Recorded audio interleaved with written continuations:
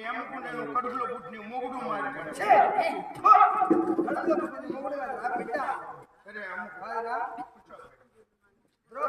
ఎట్లా మేమిద్దరు మాట్లాడుకుంటున్నాం.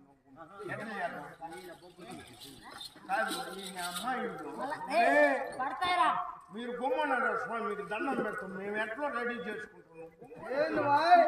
అమ్మ పాపం తగ్గిస్తారా నా